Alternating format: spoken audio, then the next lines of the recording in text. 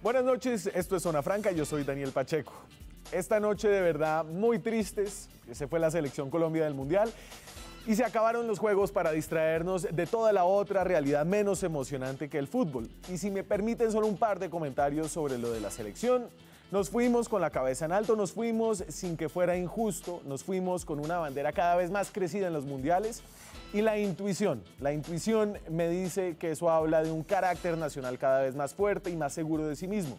Y si me permiten al menos una lección que deja este mundial, Guachené existe, queda en el departamento del Cauca, ahí nació Jerry Mina. Según los datos del DANE, en Guachené apenas el 1% de sus habitantes tiene educación profesional.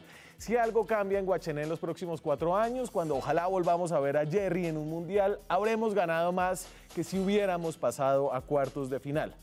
Pero bueno, la vida sigue y sigue con preocupación para alrededor del 10% de los colombianos, y estoy hablando de la población de gays, de lesbianas, transexuales, etcétera, que compone el grupo diverso de personas que se agrupan bajo las siglas LGBTI.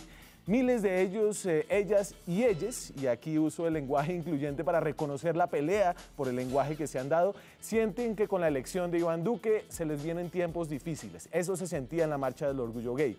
Colombia es un país que ha logrado por vía judicial avances muy importantes en la gama de derechos que en el papel otorga a las personas sin distinguir su sexo, adopción, derechos civiles, de pareja, matrimonio, entre otros. Y hay una sensación de que eso puede retroceder. Y estas dudas vienen más por quienes están en la alianza por la que ganó el presidente electo Duque que por sus propuestas en sí. De hecho, lo que propuso Duque fue un conservatismo bastante moderado que no busca retroceder, si mucho no avanzar.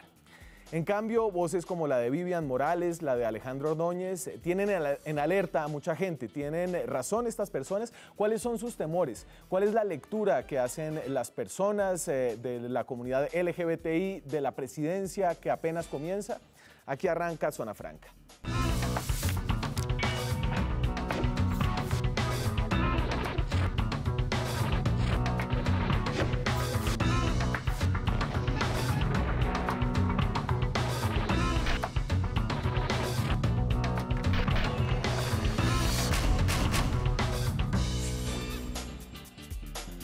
Y esta noche para hablar de lo que pasa dentro de la comunidad de personas que tienen intereses más amplios, además de la sexualidad, también los derechos sexuales y reproductivos, me acompañan Carmen Martínez, que es gerente regional del Programa para América Latina del Centro de Derechos Reproductivos, que es una ONG internacional que defiende los derechos reproductivos, me imagino, Carmen. Sí, no, pues muchas gracias por estar acá, por la invitación en el programa. Efectivamente, formo parte del Centro de Derechos Reproductivos, que es una organización global de derechos humanos que lo que busca es usar las herramientas legales para que los estados tengan la obligación de defender la autonomía reproductiva como un derecho humano. Y Esteban Hernández es periodista, trabaja en Blue Radio, trabaja en el programa Blue, Mañanas Blue 10 AM, ese sí, es el señor, programa, claro, así se llama. Sí. No es activista, pero se ha declarado abiertamente bisexual y eso de alguna forma le ha dado una voz y además tiene un interés específico en estos temas por los cuales los ha investigado, ¿no? Usted habla como periodista. Sí, precisamente, claro, periodista no activista. Termina uno, por supuesto, siendo activista independientemente de la orilla en la que esté, pero principalmente periodista y siendo una voz LGBT en la radio, en televisión. Yo creo que por lo menos uno como joven y como comunicador le puede aportar muchísimo a este tema, sin apasionamiento, sino con hechos puntualmente, ¿no? Como para no irnos demasiado exagerados, sino tratar de ser equilibraditos. Y no, del otro lado, les gusta mucho el fútbol, no podemos conseguir a nadie que un poco represente a alguno de los sectores que apoyó la coalición de Iván Duque para estar aquí esta noche. Y para empezar hablando un poquito de lo que está en la sensación en general. Usted tiene ahí debajo, Esteban, la camisa de Colombia. La tengo todavía, claro. No lo quiero moverla mucho porque muevo el micrófono, pero pues estábamos con la fe todavía intacta, por supuesto, como seguimos con la fe intacta en Colombia, precisamente, y lo hacíamos este domingo en la Marcha del Orgullo LGBT aquí en Bogotá. ¿Cómo superar estos momentos de desilusión, decepción, tristeza? No Estamos con la vaina a flor de piel, el partido se siente que... Esto es tusa.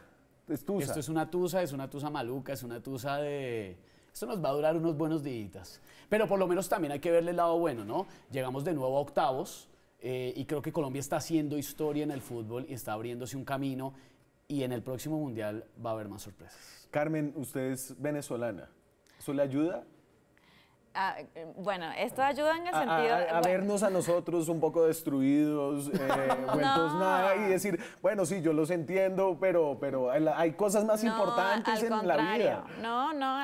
Por supuesto que hay muchas cosas importantes en la vida para uno, cada quien tiene sus prioridades, pero de verdad que yo hoy banqué a la selección hasta el último minuto y me dio pues un dolor ¿no? de hermano y de compatriota enorme. Además, amo Colombia con todo mi corazón. El fútbol ayuda un poco a romper estereotipos de masculinismo, de sexualidad. Por ejemplo, estos chicos llorando, desaforados después del partido, o sea, los hombres sí lloran. Los hombres sí lloran y además hay que darse cuenta que el fútbol es la emocionalidad del país a flor de piel. Y no hay un hombre, yo creo que el más macho o el que se crea más hombre hoy en Colombia o lo que sea, lloró, se le aguó el ojo, alcanzó a ilusionarse y por supuesto que eso también, lo que estás diciendo Daniel, como que rompe un estereotipo y también hace ver que el tema de llorar y que a veces discriminamos tanto y de darse besos, o sea, sí, como ay no, y ese término tan mal usado de tan niñita, tan nena porque llora, que se usa en el colegio, que me parece tan bobo,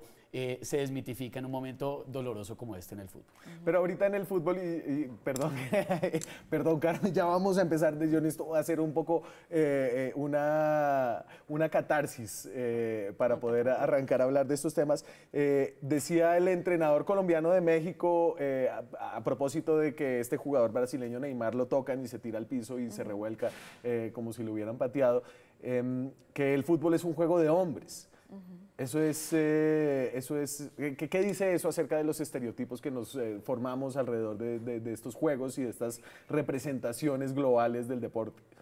Sí, a ver, yo creo que pues no solamente Colombia, sino a lo largo de los países de nuestra región, ¿no? Hemos crecido en una cultura absolutamente llena de estereotipos, ¿no? Con unos mitos patriarcales enormes. Y pues yo comparto lo que dice Esteban, ¿no? Como esto es un momento...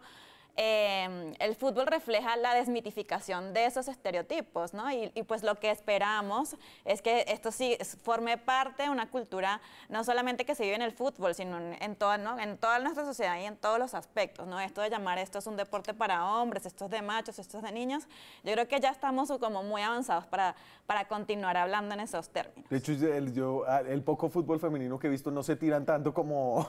No, y además, Daniel, el poco fútbol, no, el muchísimo fútbol femenino que hay y el papel tan importante de las mujeres hoy en día, las colombianas en el fútbol mundial. Realmente están las mujeres dejando en alto también el fútbol de Colombia. Entonces decir es un juego de hombres de pronto no era el juego de palabras, realmente también entendemos que en los mundiales y en estas cosas pasan frasecitas que se van, no estoy excusando a nadie, solamente que son cositas de momento, pero pues las mujeres sí que la están dando toda en el tema del fútbol. Bueno, entonces vámonos al tema.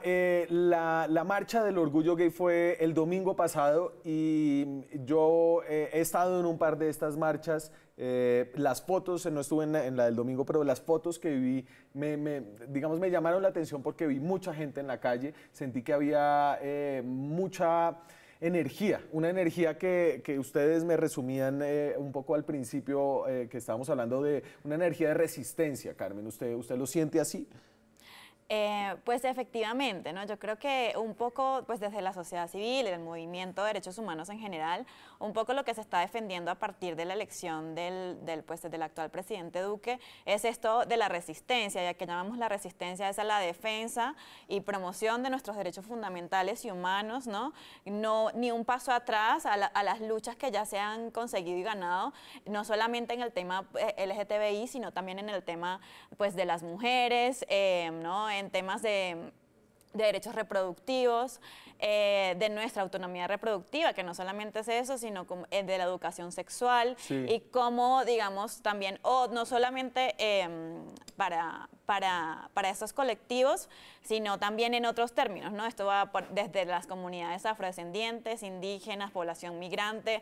Estamos en un momento y donde Colombia además ha estado un paso adelante de muchos países de la región, donde lo que tenemos que hacer es resistir y defender sobre todo, pero sobre todo defender. Y entonces yo les pongo aquí una frase que creo que fue clave, fue repetida varias veces en el discurso de victoria que dio Iván Duque el pasado 17 de junio, y fue esta: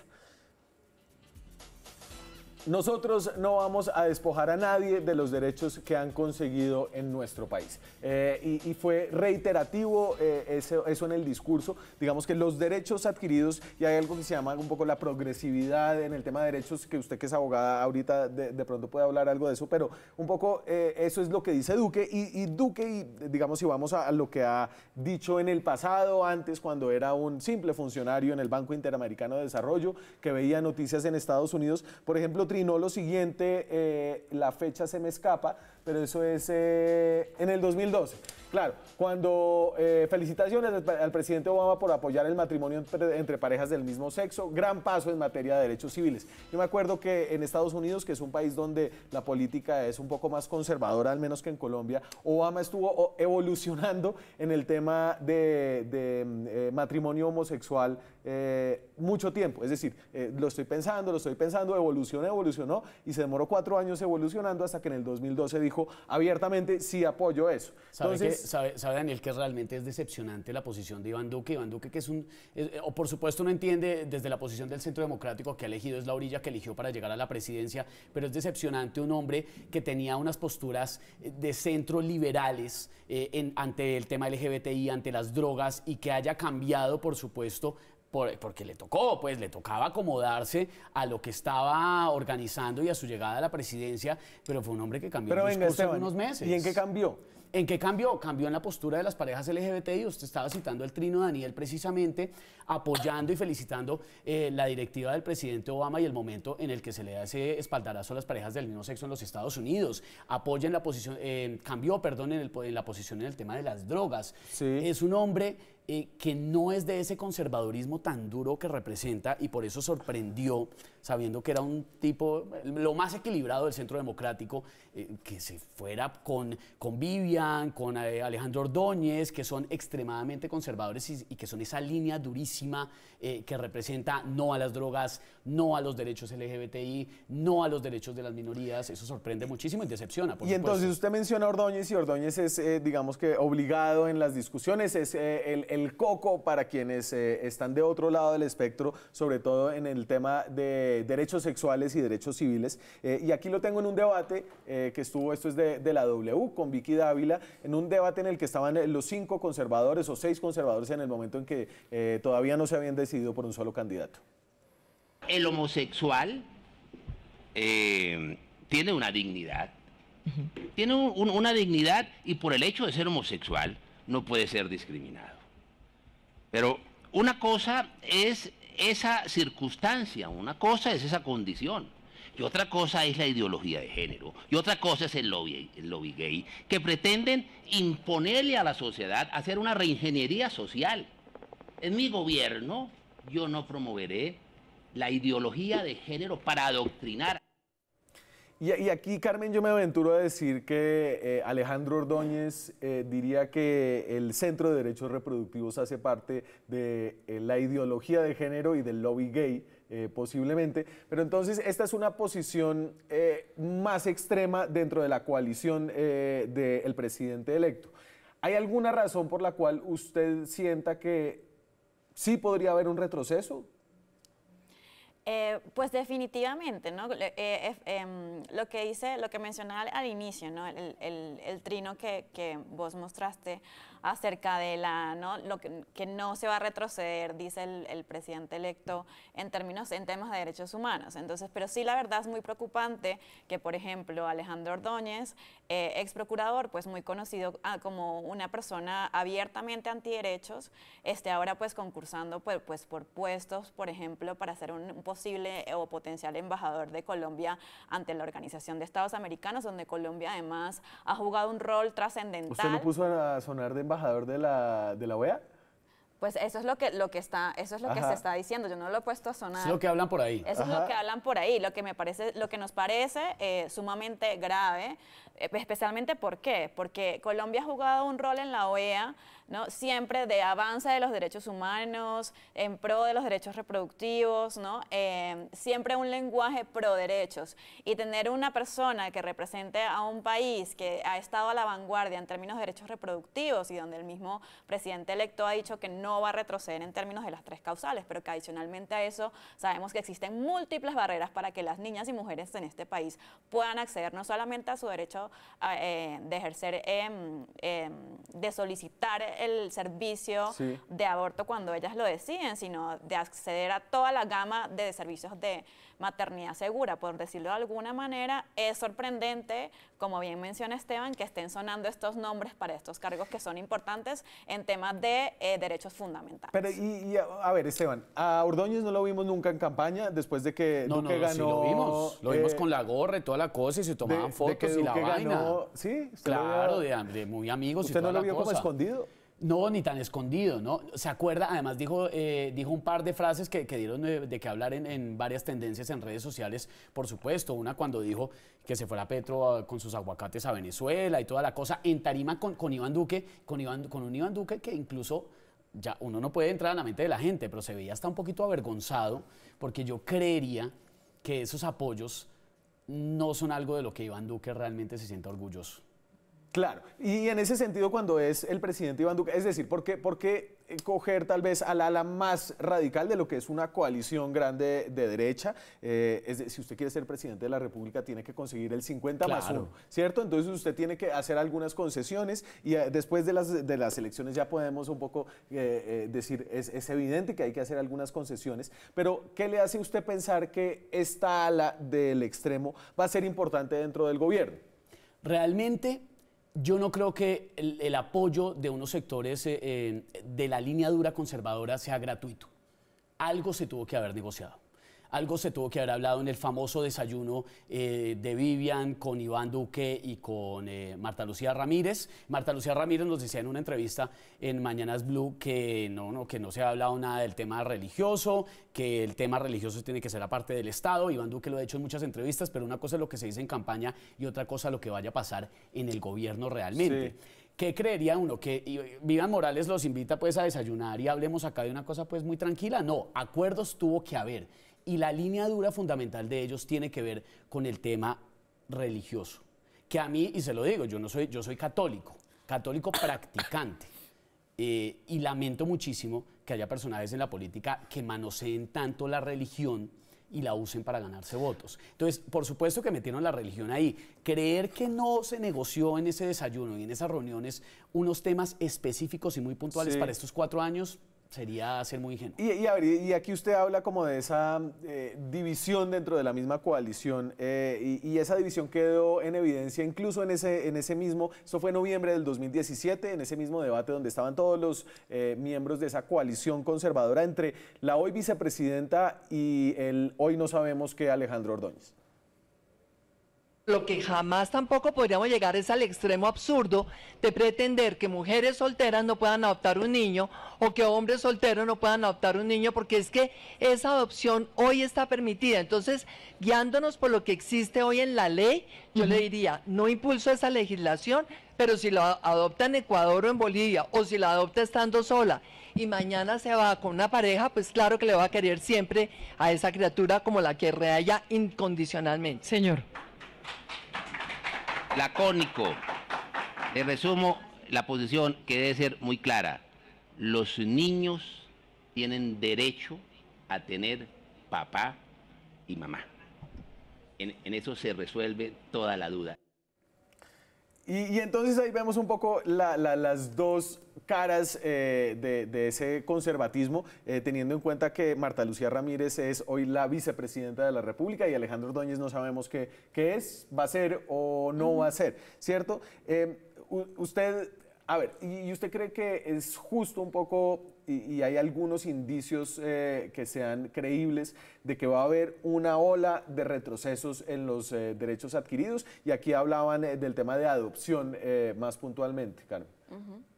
A ver, lo importante, al menos desde nuestro punto de vista, es que Colombia tiene unos compromisos internacionales que ha asumido a través ya sea de tratados internacionales, e incluso pues ahora mismo el Estado parece estar muy orgulloso incluso de formar parte de la OCDE, ¿no?, que es la Organización para la Cooperación y el Desarrollo Económico, ¿no?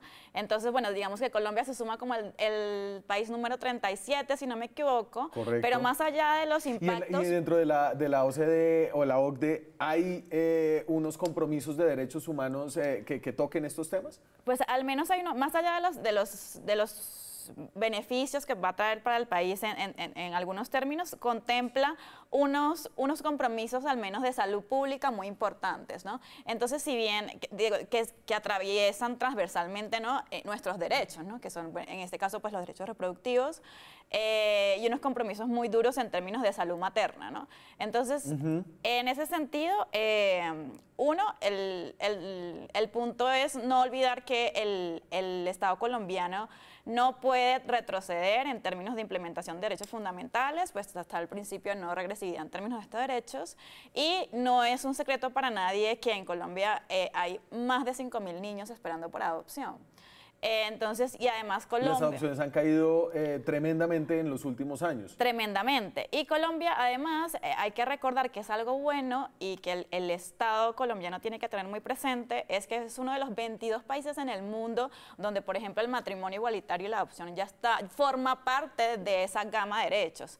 Entonces, como eso es lo que tenemos que defender, lo que tenemos que proteger, y que quedaría muy mal el Estado en todos estos espacios internacionales, sí, pero sobre todo en términos de la protección de esos niños y niñas que tanto quiere proteger el Estado, sí se atreve a retroceder en estos términos como lo plantean ciertas personas de ese debate. Y usted ahí nos recuerda un poco la gama de derechos y avances, si uno lo quiere ver así, que tiene Colombia.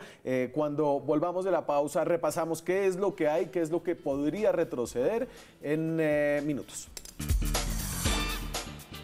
Seguimos en Zona Franca. Esta noche estamos hablando de los temores que hay dentro de un sector de este país, un sector grande que dicen puede ser hasta del 10% de la población LGBTI, lesbianas, gays, lesbianas, gays, bisexuales, transexuales, intersexuales, que es una cifra además, una cifra y una sigla que es amplísima, la cantidad de términos son muy grandes, o sea, la diversidad da hasta el pansexualismo, que es además, para ir no más lejos, el interés sexual abierto por cualquier tendencia. Pero un momento, oye, usted que se reconoce bisexual, ¿el pansexualismo qué incluye que usted no cubre? El pansexualismo cubriría también, no sé, me imagino, por supuesto, porque tengo que admitir que yo no soy conocedor de todos los términos. El transexualismo, otras orientaciones de género afectuosas, amorosas. Lo que pasa es que encasillarnos en ese discurso, además, conservador duro, de hombre y mujer, y el Señor los creó de esta forma, y es que la cosa es así, binaria y nada más, es el gran error histórico en el que hemos caído. Y sabe que a propósito de eso, Daniel, cuando vi ahorita al ex procurador Ordóñez que hablaba de esos dos grandes cocos que se inventaron para manipular la opinión, el lobby gay y la ideología de género, que hace 2 años dio tanta lora con ese tema, esa ala política, al punto que movilizó miles de personas a las calles haciéndoles creer mentiras grandísimas. Mentiras como que los acuerdos de la paz en La Habana eran para volver gay al país, por ejemplo. Pero si hay un lobby gay, es decir, hay un sector del país, de los políticos, de organizaciones sociales, de periodistas, de todo, que apoyan la ampliación de los derechos de las personas sin importar su orientación sexual. Lo que pasa, ¿cierto?, es que la expresión ¿eso lobby no gay, se puede llamar lobby gay? La volvieron como un coco, realmente, pero es que el lobby hay en todos los sectores de la sociedad. Claro, hay un lobby en el sector del petróleo, el lobby de las bebidas azucaradas. Cada vez que hay un proyecto de ley en el Congreso hay un lobby. Entonces, por supuesto, le quisieron meter un poco de miedo y usaron el término de lobby gay como si fuera un grupo de personas que se esconden por allá en la oscuridad a tramar cómo van a manipular el país y a dañar a los niños de Colombia, lo cual es mentira realmente. No, pero si hay grupos de abogados que están buscando hacer demandas estratégicas, claro, que están buscando de activistas, utilizar las convenciones internacionales que ha firmado Colombia para poder ampliar todos estos derechos. A ver, yo entiendo que hay gente que no está de acuerdo, ¿cierto? Y hay un debate político al respecto, pero sí hay un lobby gay. o no, Carmen? Usted es parte del lobby gay. A ver, yo entendería en términos de lo que señalan pues estos personajes políticos y como, ¿no? Es que se manipuló la mal llamada ideología de género, ¿no? Por decirlo de algún modo. Y con eso que es inculcar miedo para desactivar la articulación de derechos, en cierto modo, ¿no? Y todavía no es menos cierto que sí es verdad que en lugar de un lobby gay, yo diría que existe un movimiento muy fuerte de antiderechos, que lo importante no es que exista o no un movimiento antiderechos, porque hay movimientos en todos los sectores, ¿no? Como bien lo mencionabas. Lo grave o la importancia del asunto recae en cuando el Estado, como ente protector y objetivo respecto de la protección de todas las personas que habitamos en su territorio, se deja permear por esos grupos antiderechos, ¿no? Pierde la objetividad, como ha pasado, por ejemplo, en otros países, ¿no? Por ejemplo, en términos de derechos reproductivos, los grupos antiderechos han calzado tan profundamente en las estructuras del Estado, como puede ser una asamblea legislativa, un tribunal constitucional, etcétera, como en El Salvador, que se llega hasta criminalizar a mujeres y niñas ni siquiera por abortos involuntarios, ¿no? Porque justamente el Estado se deja permear y eso es lo que no podemos permitir. Pero y entonces, a ver, déjeme quedarme un poquito más en esto de la ideología de género. La ideología de género existe o existía incluso dentro de los acuerdos. Había una frase que hablaba de la ideología de género y si usted me corrige si yo estoy caracterizando esto mal, y es la idea de que las personas no nacen con unas determinadas características, es decir, ser hombre no significa nacer hombre y asumir la masculinidad, sino que la sexualidad se puede construir alrededor, digamos, de la vida y hay distintas formas de expresar la sexualidad. Es decir, que a los niños no les pueden explicar que los niños nacen hombres y solamente quieren a las mujeres y las mujeres nacen mujeres y solamente quieren a los hombres y además los dos tienen unos roles determinados dentro de la sociedad. Es que acá hay dos cosas, Daniel. Primero, hay que humanizar más el tema más allá de las cifras. Hay que hablar de las miles de personas que se suicidan en América Latina por la fobia hacia los grupos LGBT. Niños en los colegios que se suicidan. Recuerde hace un par de años el caso de Sergio Rego. Está yendo por No, ¿a qué voy? ¿A qué voy con el tema de la ideología? Y por eso quería poner el tema y el ejemplo de los colegios. Por eso es tan importante la educación en los colegios, porque tenemos un sistema binario. Exacto. Entonces usted o es hombre o es mujer. Si es hombre, tiene que querer a una mujer. Si es una mujer, tiene que querer a un hombre. Y no, la afectividad y la sexualidad es muchísimo más amplia y los gobiernos están en la responsabilidad de cuidar eso. Lo que pasó en su momento es que desde el Ministerio de Educación se impulsó una iniciativa para que los colegios se eduque para entender la diferencia. No es para decirle a un niño o una niña, usted tiene que ser de esa forma. Sí. ¿Cuál es el miedo a que una niña o un niño se exprese de determinada manera y de pronto a una edad temprana diga, a mí me gusta esto, me gusta lo otro? No, es que eso no puede ser así. ¿Y el componente cuál es, Daniel? Únicamente, que es lo más triste, y se lo vuelvo a decir como creyente católico, es religioso. Es solamente religioso. Claro, pero yo quiero leer, digamos que el sector conservador que representan estas personas está compuesto por gente que en general quiere el bien para el resto de las personas, sino que tiene unas creencias. Y sus creencias son que los hombres nacen hombres, las mujeres mujeres, y unos y otros se quieren... Se están saltando las leyes de Dios, claro. Exacto. Si entonces, no conoce la Biblia y no conoce... Hablarles a los niños de que los hombres pueden querer a las mujeres, pero también pueden querer a los hombres, o que los hombres pueden no ser hombres, sino ser mujeres y después cambiarse de sexo. Que abrir todas esas opciones es inducir a la homosexualidad o al transexualismo o algo así. ¿Y usted qué entiende un poco dentro de esa posición? Es que es como el tema de la política. Es como si hubiera solamente una línea política.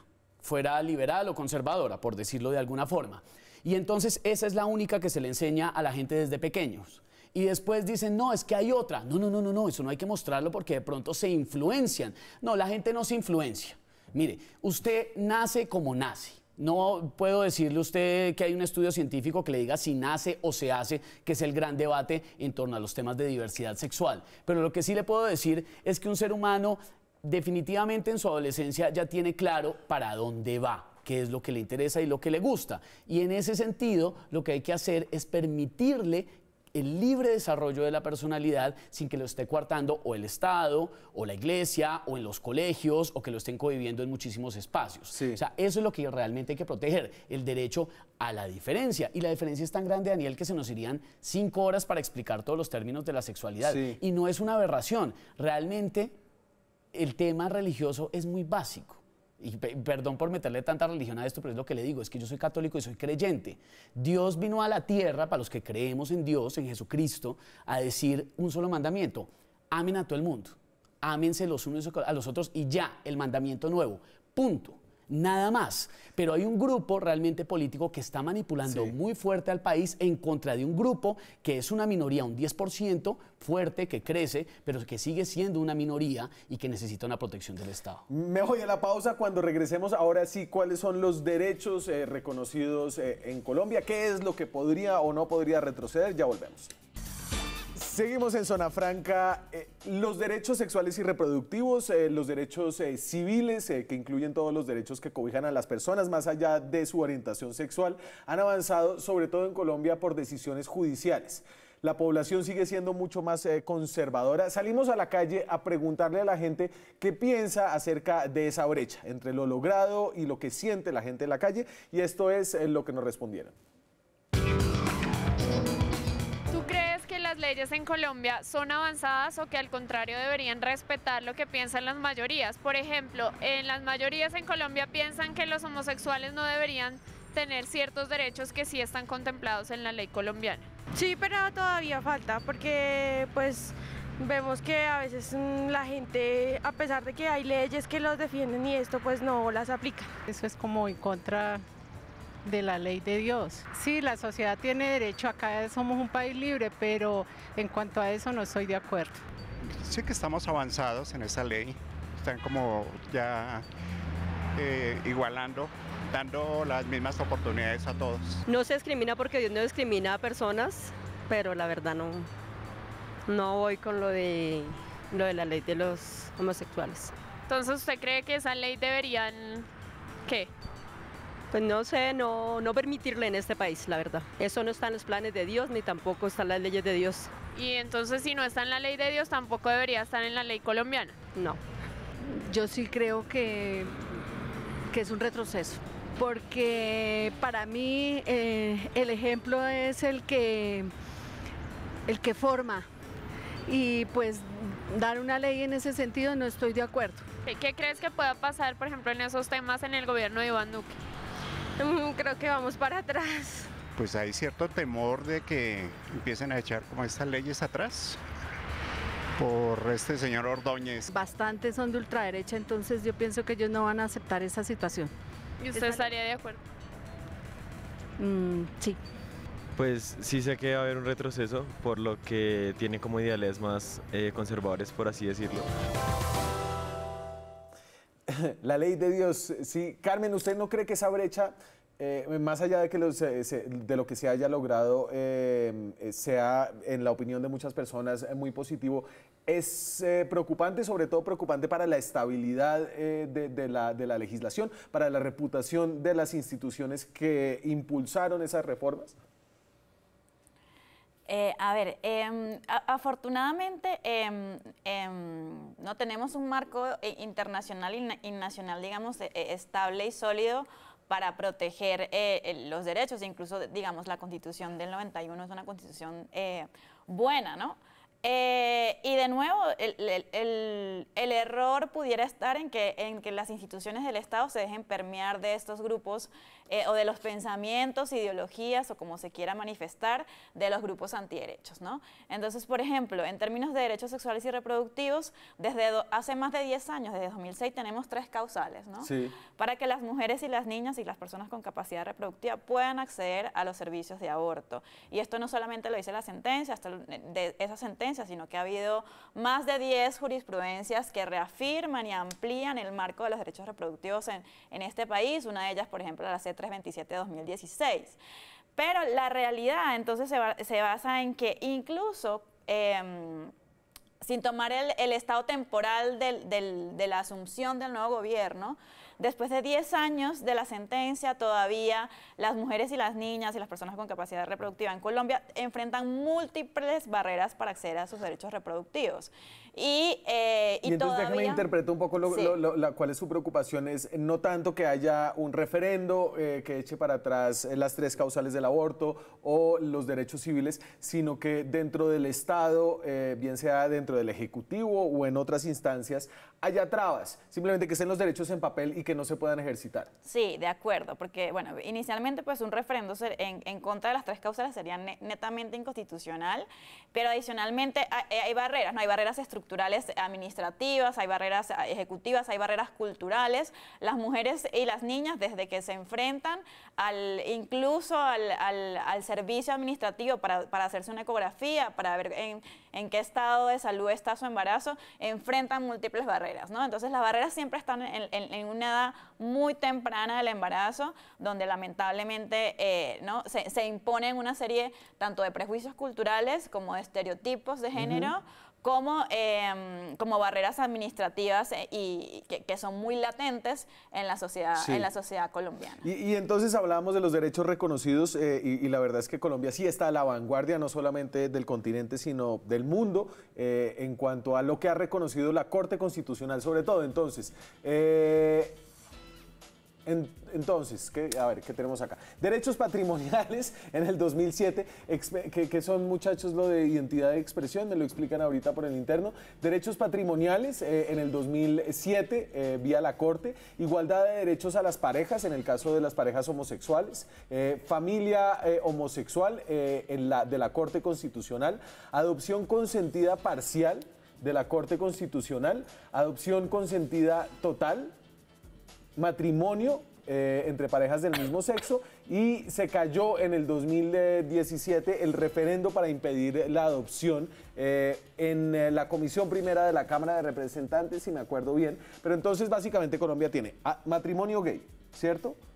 Tiene tiene, claro, tiene el matrimonio, tiene la adopción. Dos parejas, porque había un caso en el que había una mujer que era lesbiana y tenía una pareja, y su pareja adoptó... quería adoptar su hija biológica, la hija biológica de su pareja, realmente. Que son hitos, Daniel, y usted lo estaba diciendo hace un momento, hitos que se han logrado, pero por los jueces, porque el Congreso de Colombia, en un acto irresponsable, se ha negado a legislar sobre este tema, que es un tema que hay que poner sobre la mesa. Esa es la gran falencia. Claro, pero ese es el problema, es que la gente no está de acuerdo. Entonces, ¿usted cómo puede mandar al Congreso, a los congresistas, a que se inmolen? Los señores tienen que conseguir votos y son elegidos para representar es que esa al es la pueblo doble moral colombiano. de muchos congresistas, realmente, porque es que el Congreso no legisla. Pero no, al contrario, ellos están siendo coherentes con la representatividad, al menos ideológica, de la mayoría del pueblo colombiano, que es la que los Algunos elige. coherentes con el electorado y con lo que van y dicen, porque muchos van y dicen una cosa a un lado y después a un lado van y dicen la otra. Algunos van y hacen campaña con los LGBT y después van y hacen campaña con los grupos religiosos, eso sí. ¿Pero cuáles? Pero mire, le voy a decir algo, Daniel. Realmente ahí lo que hay que darse Sáquenlos cuenta del closet. en el avance... Hay muchos que están en el closet, eso sí, para no ir más lejos, ni más faltaba, porque cada persona tiene la autoridad de salir del closet cuando quiera y cuando se le dé la gana. Pero más allá, realmente sí, Daniel, lo que uno se da cuenta en este tema es que el gobierno, o más allá, el Congreso tiene que legislar en favor también de las minorías. ¿Y por qué los referendos, por supuesto, no pueden ser el instrumento para tomar estas decisiones? Porque es que la mayoría no puede tomar una decisión para decidir que afecta a una minoría. Eso es irracional desde cualquier punto de vista. Las minorías hay que protegerlas, étnicas, de diversidad sexual, de lo que sea. Hay que crear un marco y crear un bloqueo o crear una protección legislativa para eso. Eso es una visión muy dogmática del lobby gay. Del lobby gay en el que usted me quiere meter, que yo no estoy. Sería muy divertido que existiera un lobby gay y de pronto, no sé, lo invitaran a uno por allá a un castillo oscuro, a una logia, que es lo que la gente se imagina realmente, ¿no? Que hay un lobby, que hay un grupo de personas organizadas que planean cómo pervertir a los niños de Colombia, lo cual es completamente falso realmente. Lo que hay es un grupo de ciudadanos de diversas índoles y de diversos lugares de la sociedad que están luchando por unos derechos y por una igualdad. Usted ve una cantidad de personas heterosexuales que luchan por la igualdad de derechos para parejas del mismo sexo. Entonces no es un tema, lo han demonizado realmente realmente para manosear a la ciudadanía y para que la gente vaya y vote por el uno y por el otro. Y yo sí invito mucho a la gente a que lea más, a que pregunte, a que conozca, a que simplemente no se deje meter los dedos a la boca. La Biblia hay que leerla, yo leo la Biblia. Pero con una lectura tamizada. Y con una lectura tamizada, por supuesto. Como todo el mundo, no, claro, si uno leyera la Biblia literalmente, no podría... Si uno leyera literalmente la Biblia, entonces a una mujer que le puso los cachos al marido, habría que sacarla a la autopista norte de Bogotá y apedrearla, porque es lo que dice la Biblia. No, entonces no estamos en otro tiempo realmente. Sí, señor. Entonces lo que hay que aprender es que la religión, que estamos en nuestro derecho de practicarla, todos los que la ejercemos, es algo que no puede permear los derechos civiles. No estoy diciendo, ay, es que saquemos la religión del Estado. Muchos sí lo dicen, el Estado es laico y no debería haber injerencia.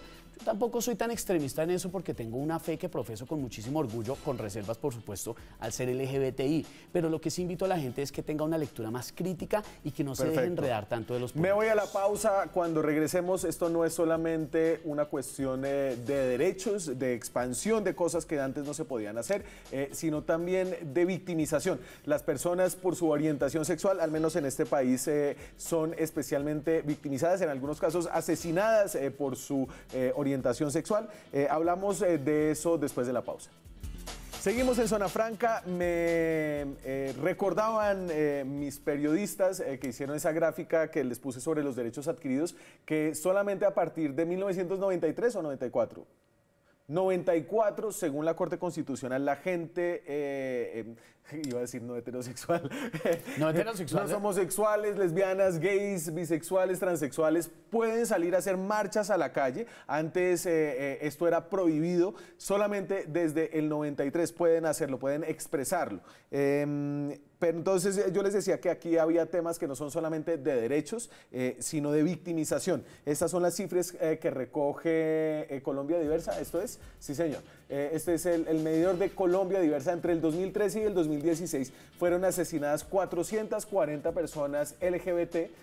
Tan solo en el 2016 fueron asesinadas 108 personas de estas, y ahí están las cifras: 43 personas gays, lesbianas, 2 bisexuales, 21 sin determinar, mujeres trans 27, hombres trans 7,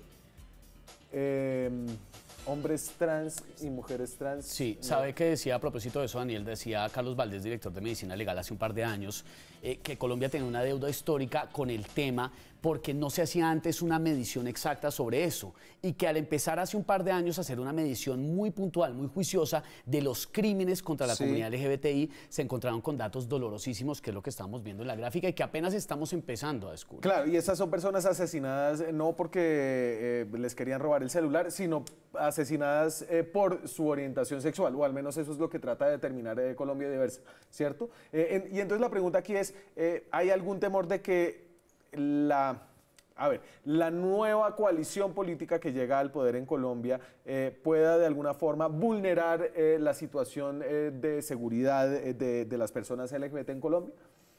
Aquí le voy a decir una cosa y creo que me voy a desmarcar de lo que llaman lobby gay realmente. Y lo que le digo, no lo quería desmarcar. Pero yo no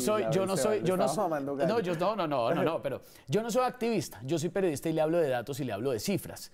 El lema de la marcha del orgullo hace un par de días era ni un paso atrás. Sí. ¿Por qué? En materia de derechos, porque sí existe ese miedo. Pero yo creo, y aquí pues que no me vayan a levantar, por supuesto, los que son activistas de puros y duros del tema LGBTI, pero yo creo que se le puede dar un voto de confianza moderado al gobierno de Iván Duque. Sí. Hay que esperar a ver qué va a pasar. Ha llamado a la unidad y tiene una responsabilidad histórica en este momento del país de unir a la nación, y es el hombre que puede hacerlo a pesar de ser de un ala de una derecha firme. Yo creo que habría que darle un poquito de confianza a Iván Duque a ver con qué va a salir. Y Carmen, yo le voy a hacer una pregunta que es difícil, porque creo que hay mucha gente que siente que la sola existencia y la expresión de la forma de pensar de alguien como Alejandro Ordóñez es una vulneración de los derechos de las personas LGBT, y que eso incluso lleva a que pueda aumentar la posibilidad de que haya crímenes de odio.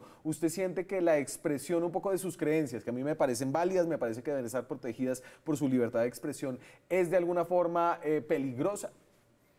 A ver, pues estoy totalmente de acuerdo en que, bueno, pues obviamente él está protegido por el derecho a la libertad de expresión, como toda persona, ¿no? Acá. Sí creemos, y puedo decir que al menos desde el Centro de Derechos Reproductivos, que una persona, sin ponerle nombre y apellido, que está abiertamente en contra de los derechos fundamentales, ¿no? Tanto de la población LGTBI como de los derechos reproductivos de las mujeres y niñas en toda Colombia, es sumamente peligroso porque uno pudiera intuir, haciendo una lectura pues además muy fina de lo que han sido sus discursos, incluso sus libros, de que es una persona abiertamente antiderechos. Y a mí...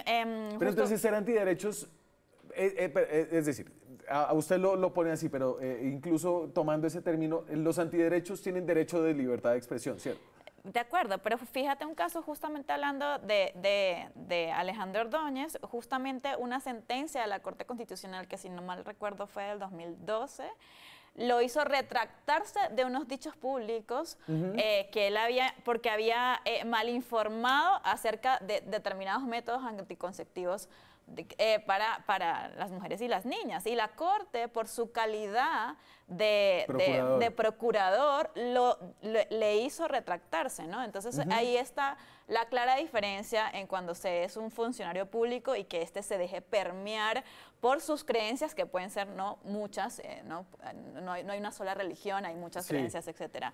Y tomándote la palabra sobre el tema víctimas, nosotros esperamos pues al menos que, a ver, Colombia viene reduciendo desde 2010 los índices de mortalidad materna, que no es un secreto, que es uno de los índices principales para medir el desarrollo de un país. Nosotros lo que esperamos desde este gobierno es que se ponga la camiseta a favor de estos derechos, ¿no? Y que justamente la información oportuna, adecuada y suficiente sobre los accesos de servicios de salud materna, incluyendo toda la gama de estos servicios, pero además la educación sexual es fundamental para reducir estos límites. Y Carmen, y aquí el joven periodista Hernández le daba el beneficio de la duda, puedo decir eso, más o menos lo interpreté bien. Sí, es un beneficio de duda, claro. Usted entrando a este gobierno, ¿qué piensa? Muy rápidamente. Sí, pues yo no hablaría del ejercicio de la duda, sino más bien lo que esperamos es que cumpla, así como se ha comprometido pues a través de sus mensajes públicamente, ¿no? Que son hechos noticiosos, con los estándares internacionales de derechos humanos, que cumpla con sus obligaciones internacionales y que si no, ahí estaremos para defenderlos y protegerlos. Se me acabó el tiempo. ¿Sabe qué? Le voy a decir una cosa para terminar, sobre todo para que mucha gente entienda de la forma más didáctica posible. Volvamos 50, 60, 70 años atrás, cuando en algunos lugares la población negra no se podía casar con la población blanca, cuando las mujeres no podían votar y se les reconocieron esos derechos legítimos a esos grupos de personas. ¿A usted le parecería mal, por ejemplo, que en los colegios enseñen que hay niños blancos y hay niños negros? No, eso es completamente válido, hay que hacerlo. Lo mismo hay que enseñar también que hay niños de una forma y niños de otra forma. Y se me olvidó por casi una hora que Colombia había perdido. Muchas gracias a ustedes. Pero ¿por qué no recuerda eso en este momento? Muchas gracias a ustedes. Nos vemos mañana con más periodismo, con más debate y con más opinión. Chao.